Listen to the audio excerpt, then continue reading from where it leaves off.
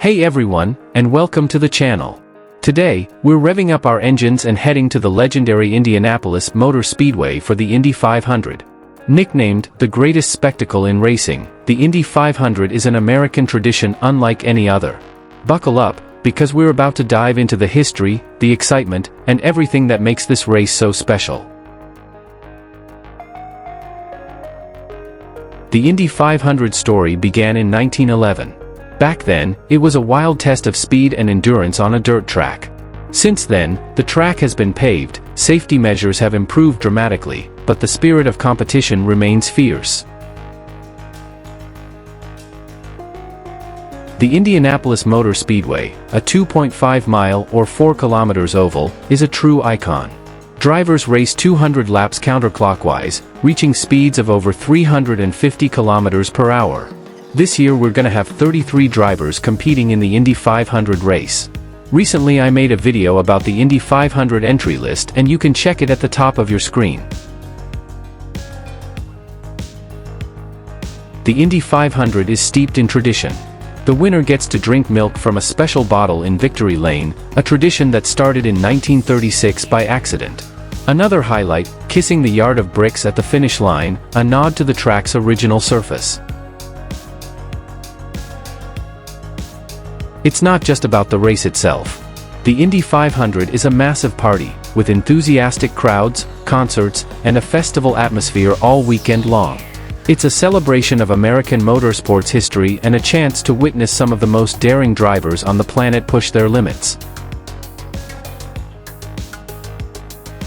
Now let's talk about the 2024 edition of the Indy 500 race, and we have 5 storylines which you must take a look at. The first story is about Kyle Larson. Larson is the 6th driver in history attempting to do double duty with Indy 500 in IndyCar and Coca Cola 600 in NASCAR Cup Series. And during the qualifying session for the Indy 500 race last weekend, Larson had a very good performance, finishing 6th on Saturday and with that, qualified for the Fast 12 session. On Sunday, Larson finished in 5th position in the Fast 12 session and qualified for the Fast 6 session to fight for the pole position. And finally in the Fast 6 session, Larson finished also in 5th. However, Larson will only compete in the Indy 500 if the race starts on time because his priority is the Coca Cola 600 race in the NASCAR Cup Series. And with that, Tony Kanaan will be replacing Kyle Larson if the Indy 500 race start is delayed this Sunday. The second story is about Chevy engines in trouble. Besides being the best engine in the Indy 500 qualifying with the top 8 in the starting grid being powered by Chevy, the American manufacturer suffered with 6 plenum events.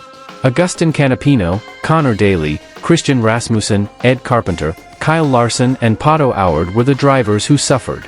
The most heartbreaking moment was with Agustin Canapino when the Argentinian driver was doing well on his laps, but suddenly he lost power. Canapino would probably qualify to the Fast 12 session if he didn't suffer engine issues. The third story is that the Honda engine is not so fast. And this was proven with only 3 cars powered by Honda going to the Fast 12 session with none of 5 Chip Ganassi cars being there. And another worrying thing for Honda was that none of the cars powered by the Japanese manufacturer was able to achieve 240 miles per hour in the qualifying session. So that means cars powered by Honda will have difficulty winning the race? So let's wait and see. The fourth story is about the possibility of Elio Castroneves to win for the 5th time in an Indy 500 race. The Brazilian driver is in a chase for what could be a very historical victory. Because if Elio wins the Indy 500 race this weekend, he becomes the first driver ever to win for the 5th time at an Indy 500 race. However, like I said in the last story, Meyer Shank Racing uses Honda engines and this year its pace is slower than Chevy. But never discard a driver like Elio Castroneves because he's very experienced in Indy 500 races. And the final story is about Penske. During the practice and qualifying sessions, Penske proved to be the best team so far with a high 4 average speed with its 3 drivers. And on Sunday in the Fast 6 session, all the 3 drivers finished in the top 3 with Scott McLaughlin being the pole position and breaking the record with the fastest 4 average speed in history with 234.220 miles per hour. However, not all the people are confident with the Penske team, especially after the push to pass scandal in the St. Pete's round. But besides all of this, will any of 3 Penske drivers win the Indy 500 this year? Thanks for joining us on this Indy 500 adventure. If you enjoyed this, leave a thumbs up and subscribe for more motorsports content.